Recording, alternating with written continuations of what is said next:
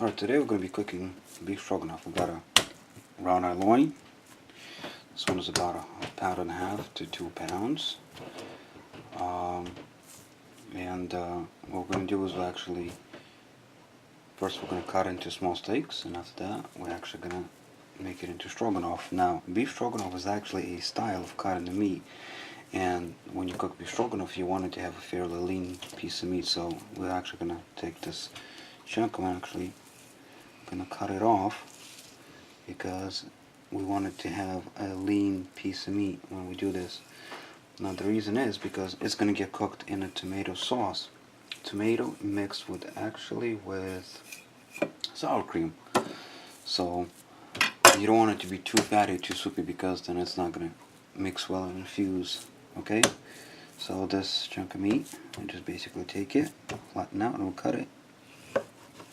You do want to have a nice sharp knife to it. So you want to cut it fairly thin. This is about 1/8 of an inch slice.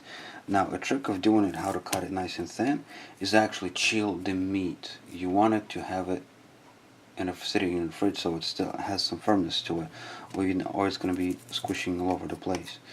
So you want to cut it nice and thin.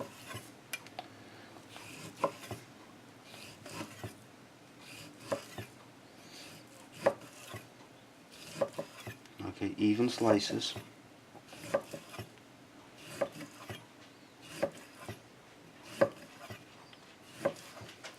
Okay, so here we go, got nice even slices. Now this is actually USDA choice, so will be some fatness. Just regular, even you can get it any other shop, probably will be better because it's actually a little bit more lean than this. So, and a little butt way, if you got a dog, you can give it to the dog. Okay, so we're gonna cut them into steaks. Okay, now the reason why we cut them into steaks is because when you're cooking it, you want to cut it across the muscle fibers, basically this way, and after that you're going to cut it this way to very small, thin slices. Okay, see? Now what's going to happen is it's actually going to break it apart and infuse it with the meat a lot better, and it's actually going to be a lot softer. So I'm going to take all these steaks. Now larger steaks, you want to keep it about a joint length. Okay, so from inside of your joint to outside, so a joint length, or usually about half a steak. That's how much. So try to keep all the pieces evenly, because when you actually have to sear them, you will need to sear all the pieces evenly. So we're going to cut all these pieces in half, like so. Okay, just keep them. This one's actually thick, so I'm just going to take it. Now if you have a thick piece like this which is uneven, you can see that, what you can do is actually put your hand like so, then keep your blade up and slice it. Now don't put too much pressure here, because what's going to happen, your knife starts dipping it this way, and that's why when you slice it this way, your piece is going. You want to move it away and just make a nice incision so it evens out, and you just basically keep trimming it. And that's it, so it evens out the piece a lot better. Okay, let's continue on this. This one's lower. This one's actually going to take a slice up in half too. This actually take the trims off. Okay, and so, alright. Now remember, it's crucial to keep all the pieces the same thickness. You want it to be cooked evenly in the sauce. So, alright, but we'll be right back. We'll finish cutting all this up and we'll get back to you. This is how you actually cut the meat. So after you cut your steaks, you want to make a nice, small, thin incision. Okay, it's very crucial for you to have a very sharp knife. Okay, you see, and the way you cut it, 3-finger rule. Basically, keep your hands pointed down, fingers down, one knuckle forward, because you're never going to cut your knuckle when you're trimming it. So you just take it if you're not experienced with the knife, just take it nice and slow. Yes, it might be tedious, but in the end, you get a good feel for it, and you can actually cut it up to very thin slices. Now the reason is so the meat cooks a lot faster and actually becomes a lot more tender. So just continue practicing, and you get nice, thin, even slices like this. Okay, so we finally got everything nice and cut in thin pieces. Now what we're gonna do is we need to quickly sear this. So in order to do that, we just gotta salt, pepper. That's just basic.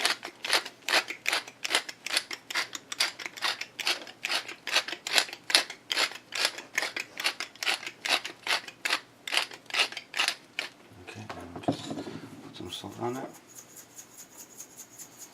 Now remember, because it is going to be cooking in a sauce, so you will have to add spices accordingly to your own taste.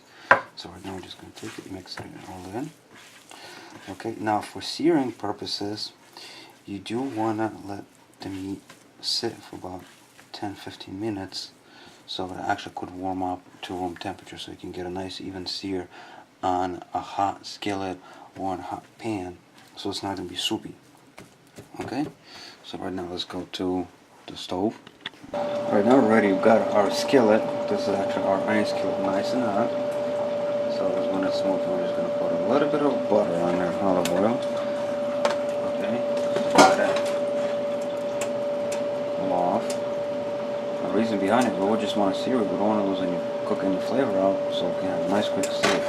So we got our spices, everything is set. Just basically take this out. Take a little bit at a time, okay? I want to hear a nice sizzle to it, okay?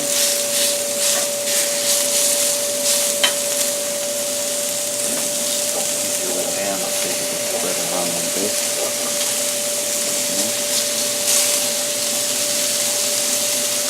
If you have a small skillet or frying pan, do it just a little bit at a time, because it will force it to lose a lot of heat, and you're not going to be able to sear properly. You just want to flash it, that's it. We're starting to see changing the colors, separating it.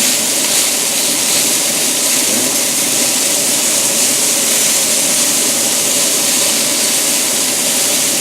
You can start feeling the smell of the meat actually. Right? Take it, flip it, we're going to make it on this side, this is here on this side. Okay. It doesn't have to be all perfectly cooked because it's could finish cooking in. Alright.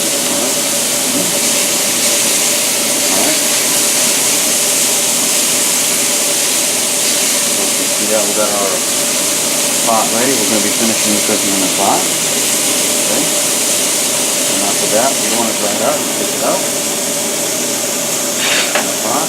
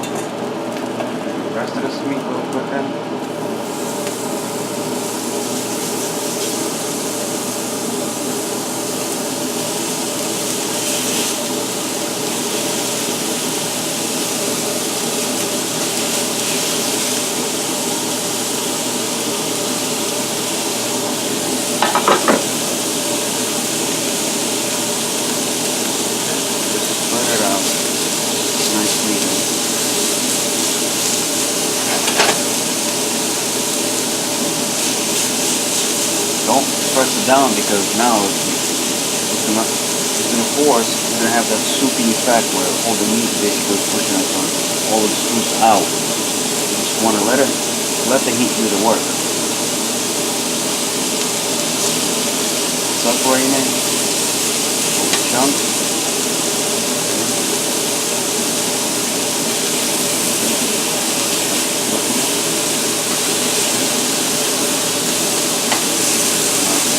Very nicely. searing is gonna add a bit of a nice texture to it, and also gives it extra little bit of extra flavor. So, okay, we're done with that.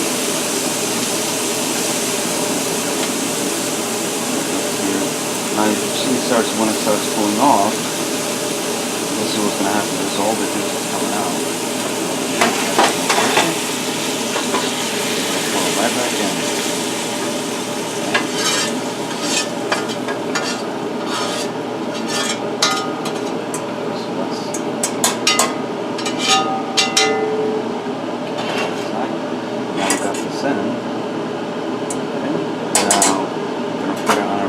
Heat, and what we're going to do is we're going to add tomato paste. Now remember, when you salt it, if you use unsalted tomato paste, obviously you want to put a little bit more spices in. We're using regular organic salted tomato paste. Actually, sorry, sauce. So we're going to add 4.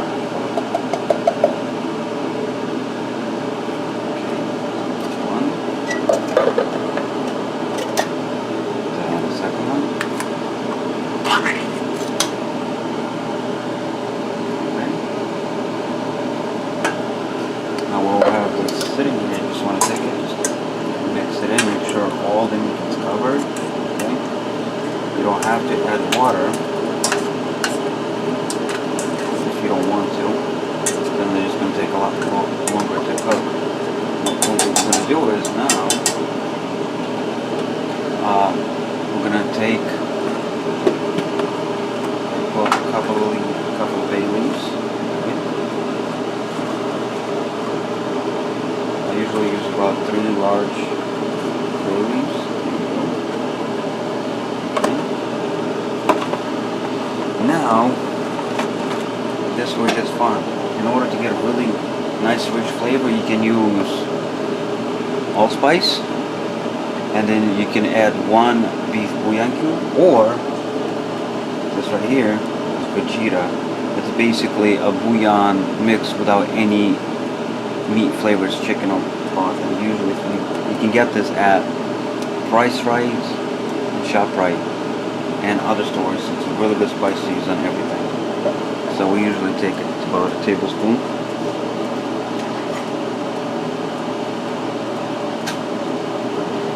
So we take about a tablespoon of this. Just sprinkle it around. Now it is salted. So is allspice, so you have to be careful about that. You always can add salt a little bit later, right before you finish it. So now we're going to actually add sour cream.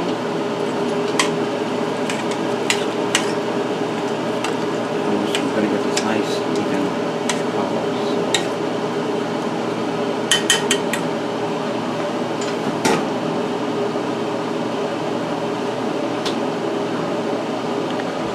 Okay, now what we're going to do is actually to make the sauce itself, we're going to take some sour cream. I usually use about about 8 ounces of sour cream, and half a pound almost. And you can add, just to get a little extra flavor, you can actually add whole milk or water. We'll be adding whole milk. I'm going to take a little bit of whole milk. I'll take probably about a half a cup of whole milk, just to keep the nice creamy flavor to it. Just mix it up. This is why we don't need to add water to loosen up. We're actually using milk to help us out.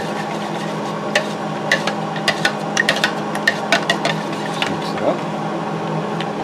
Okay, we're going to pour the rest of our concoction right in there. Okay. And mix it in. Now we're supposed to get this nice, creamy color. Okay. We want to get all the sour cream chunks out. So we want to get a nice, even color throughout.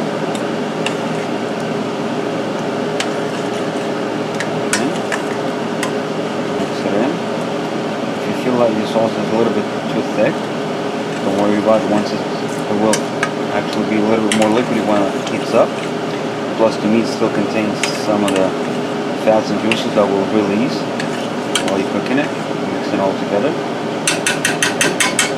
And right now what we're going to do is we're going to close it and we're going to let it simmer about 45 minutes. Alright, now we had it simmering for 35 minutes. It's time to add more spices to it. Now what we're going to do is actually going to add some garlic to it. Okay, 2 heavy cloves of garlic. The easiest way to do it is just put it on the side, smash it. It's easy to clean, that's it. Okay, same thing with this one. It's less hassle. I mean, it's going to get cut up anyways. Well, this one's actually had a little baby. So basically just cut this off. This one comes off and that's it. So 2 fresh cloves of garlic, and that's going to infuse and give you a nice fragrant flavor, that nice smooth taste that people are looking for. So just going to basically take it and we do fine chop.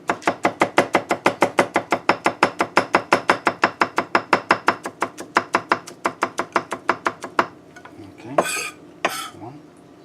Same thing with this one. Okay.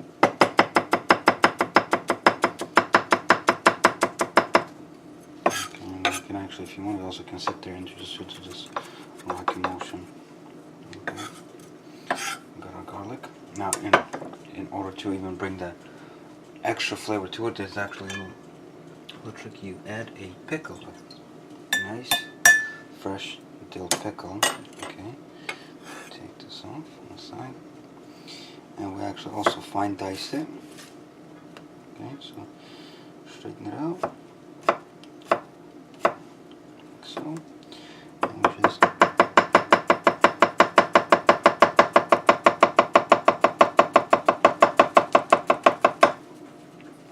chop it. Same thing. Straighten it out.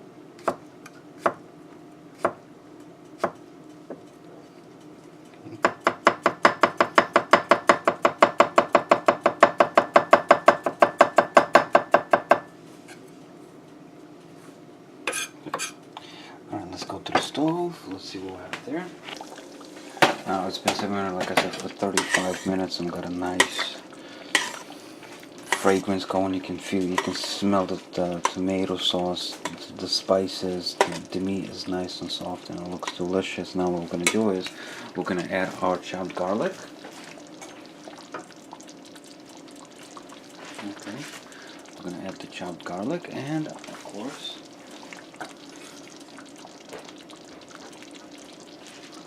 we're going to add our pickle in there. Okay, you want to use a medium to small pickle because it is salty, so you want to be really careful with the salt. That's why I mentioned earlier in the video, you always can add salt, you cannot really take it away. So we're just going to mix it in. Okay, it smells great.